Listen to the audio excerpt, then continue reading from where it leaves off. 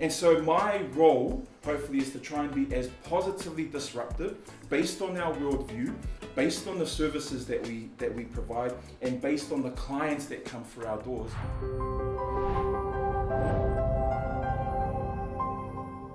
Sounds a bit rude, but I think we've got to keep it real.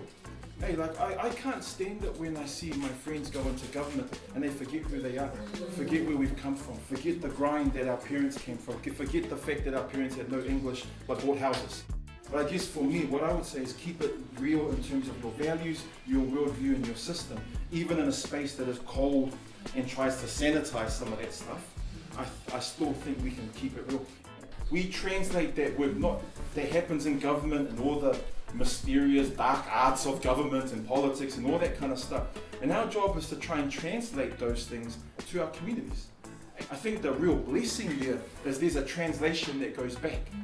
Hey, that's a huge opportunity for us to take all the stuff that we're seeing, that we know, that is, I think some people call it cultural capital, all that stuff that was sitting here, and translate that knowledge right back to government and say, this is the kind of stuff that should be influencing the laws and policies that you make.